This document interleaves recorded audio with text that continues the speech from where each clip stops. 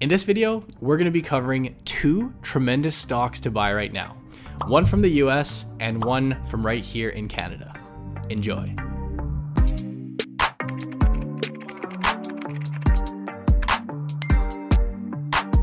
What's going on, you guys, and welcome back to the channel. If you're new here, my name is Brandon. As always, we do have our Investing Academy. It's that first link down below if you're a beginner to the stock market here in Canada and you're looking for a place to learn. But today we got another episode of our two stocks to buy series. And I've identified two stocks that, despite the broader market being, in my opinion, a little bit wonky, a little bit overheated. I know we had a bit of a sell-off prior to the long weekend. We've really rallied and picked back up since. Overall, I'm not too pleased with the options out there, but these two stocks I think I've identified as good to buy right now, good companies to own for the long term. But of course, you always need to be doing your own research and your own due diligence to see whether these are good stocks that would fit with you. But we're going to be starting off today's video with the US selection. I know some people, being that we're a Canadian channel, say, why do you even cover US stocks? Why is it not 100% Canadian stocks? And I don't know if that's the right approach to be looking at it with.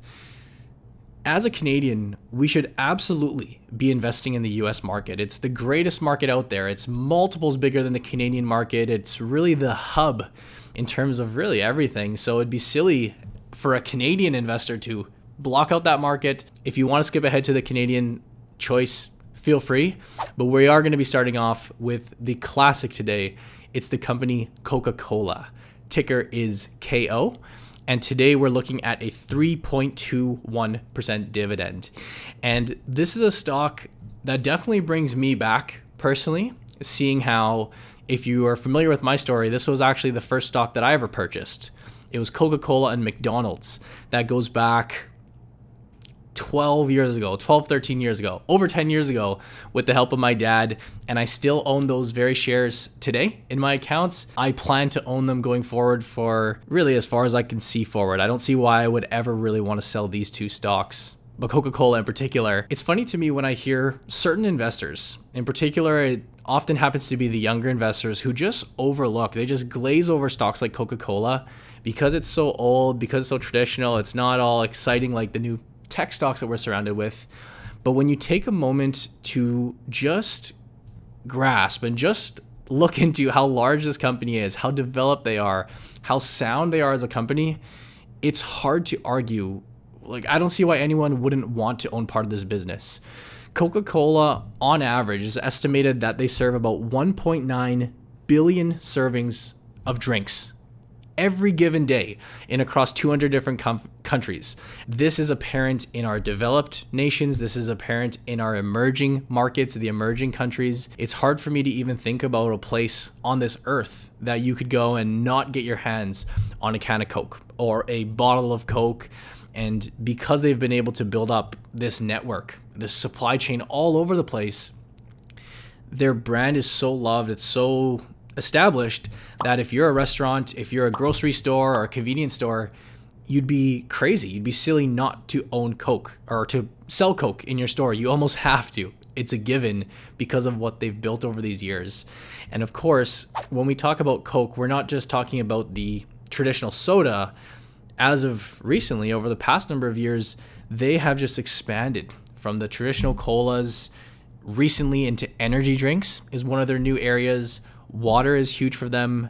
Teas, actually one of the recent ones. This goes back to a couple months ago, actually possibly about a year ago now, but they recently took on the brand Costa, which is exposure into the coffee space. For those of you that aren't familiar with, these are actually two areas where they're really pushing.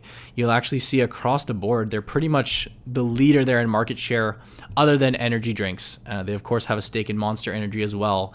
What's important about having this diverse brand list being built up is, in particular, one of the arguments that you will hear against Coca-Cola and Pepsi for that matter, any of the big beverage companies, is that because of the health conscious trends, because of everybody being more conscious, more aware of what they're consuming as a nation, we have seen these numbers actually dropping down. This is a chart that I came across of soft drinks in the US. Dates to 2018, but it's true. We do see a slow, gradual decline. And the fact that they've shifted to this total beverage company, from fruit drinks, from waters, from teas, to me, it shows that this here is a company that is not getting stuck in their old ways. They've clearly got an idea of where our society's headed, and the management running this ship, they're making the adjustments to do so. They're not just bringing on these brands for fun. These are all strategic moves to bring on all these different beverages so that they can appeal to the audience, appeal to their market going forward. And with a long history, we can look at the dividend, for example. This company's paid out and increased dividends. This is as of February 2020 for 58 consecutive years. The stock in and of itself is down. You'll actually see off these highs, we're still down about 15%. It has picked back up.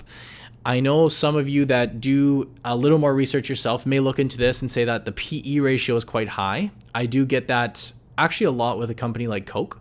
Some people will say, you know, a 24 PE or, you know, anything above 25, I don't want to touch. I think that's a silly way of utilizing the PE ratio. It should not be, with all due respect to anybody that does do this, the PE ratio should be a tool that you factor in, but you shouldn't just have set guidelines that if it's over 25, I'm not going to invest in this stock. Often investors are willing to pay a premium. They're willing to pay more for a specific company if they've proven to have done it. If there's good potential, if there's good hope for the company going forward, it's not a bad thing to buy a company with a higher PE, assuming you're buying a really great business and one that's going to continue to perform well. In this case, I think Coca-Cola does fit that mold. And again, this was the first stock that I bought. I own it to this day. I don't see why I wouldn't ever own it. It's one of my favorite companies out there. And again, with the stock slowly pulling back here with a 3.21% dividend, I think it could be one to start chipping away at, with a lot of other stocks on the market being overheated and overvalued. Stock trades today for $51 USD. Moving along into our second stock today, moving over to the Canadian market, we have a really great dividend selection. We're actually looking at an extremely high starting yield as I'm filming this video. It's the company Enbridge, ticker ENB.TO. You will note that this stock also trades on the New York Stock Exchange under the ticker ENB, so make sure you are looking at the right one if you do decide to pursue this stock further. And Enbridge is a stock that has seen a bit of weakness, not a bit. Oil, gas stocks have definitely not been in favor as of recently, especially very recently. We're hearing all this talk about Tesla and the electric vehicles, and there's a lot of people really starting to think that this oil industry globally is just dead. It's just done. And I just do not think that's the case. I do understand that we are at the front of a revolution. We are going to be having a big change in the way we drive, the way we consume energy. But at the same time, when you think across the globe, what types of things rely on oil, gasoline, that doesn't just change overnight. Not to mention that with coronavirus and the quarantines and the stay-at-home orders, we have seen in general a drop in demand for gasoline and oil. I do believe, however, for a lot of the gas and oil companies, what we're seeing in the share price may be a little bit of an overreaction. And if you're able to look out with a long-term projection, we may be getting some really nice prices here on this sector in general. And really, if we're looking to take advantage of this weakness, as you can see today, we're looking at a 7.88% starting yield. And if you just think about that for a second, you buy the stock today, you're going to be earning more than the S&P 500 averages, or just about. That's average somewhere between 7 to 8%. And with a stock like Enbridge, they're paying that amount out in dividends, not to mention the potential for capital gain. If the stock does pick back up, of course, there's the downside that this stock may continue to perform poorly, But first of all, if you're not familiar with the company Enbridge, this is one of North America's leading gas companies. They're one of the top 3 providers in North America. As a fun fact, they're actually responsible for about 25% of North America's crude transported. They are headquartered out of Calgary, but they do business that expands from both countries. They'll give you exposure to liquids pipelines, gas distribution, storage, pretty much the whole 9 yards when it comes to the energy sector. And of course, for this segment on Enbridge, we're really going to be dialing into the dividend. That's the primary reason why somebody would be investing in a stock like this. You do see the history dating back 25 years. Company has increased their dividend for the last 25 years, growing it at a compound annual growth rate of 11%. So you actually see 2019 that has dropped down to sub 10%, but nonetheless a phenomenal dividend payer. They've actually been paying dividends, not just increasing them, but paying them for 65 years. And to me, what that type of history shows us when we look at a company like Enbridge, it shows us that management puts a very high commitment on rewarding the shareholders with dividends. In fact, for the most part, the company has averaged, they kind of target paying about 65% of their cash flow out in dividends. That's kind of the range that they aim for. They pull in the money, they pay out 65, 70% straight back to the shareholders. One of the things that I think puts Enbridge up in this top tier of dividend stocks when you're looking at the energy sector is you look at their metrics in terms of sustainability, how they're able to pay out such good dividends. If you take a look at their EPS, earnings per share estimates going forward, despite the global economy being sluggish, despite coronavirus impacting and slowing down everything, we don't see too big of an impact on the company's earnings per share. They're kind of in this range and there's no dramatic drop off that we've seen. And a big reason for that is if you understand how Enbridge operates, a lot of the money they pull in, and I'm talking a lot of it, comes from long-term contracts, deals that they've set out for the foreseeable future. And of course, they're a gas regulated, they get regulated rates from the government. You even see just the company itself over the past 10 years, past decade, has really positioned itself to be a little more diverse. They've gone from primarily liquids pipelines. Now they're about a 50-50 split with gas transmission, distribution, and storage. Overall, the way that the company has really set itself up is one that is able to pay out these really good dividends to shareholders. So overall, when I see, a 7.88% dividend, that usually raises a red flag. That's not something that I would typically be going for if it were just some other company that was out there.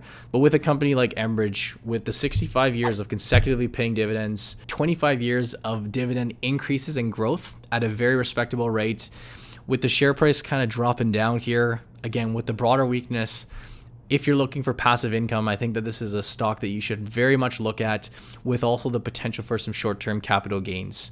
Stock trades today for $41 Canadian with the 7.88% dividend, and that is the company Enbridge. So guys, those are my 2 stock picks for the video. What do you think? Do you like them? Do you not like them? Are they old, boring, exciting? They should be exciting because they're 2 very good picks.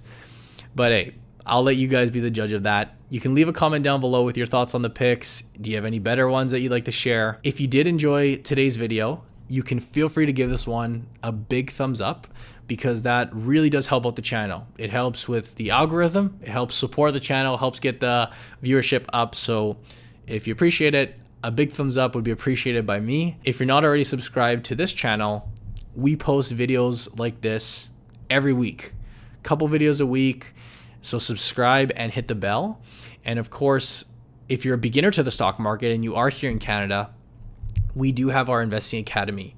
And that's an online training program that will take you from the entire start to finish, setting up your accounts, devising a strategy, understanding the terms, everything that comes with it. And of course, you're surrounding yourself with some really, really cool Canadian investors. That's that first link down below if you'd like to learn more. But as always, I thank you guys for watching. I hope you enjoyed. Raptors Game 7 today, as I'm filming this video. We'll know the answer to this by the time I edit it. But go Raptors. I'll see you guys in the next video.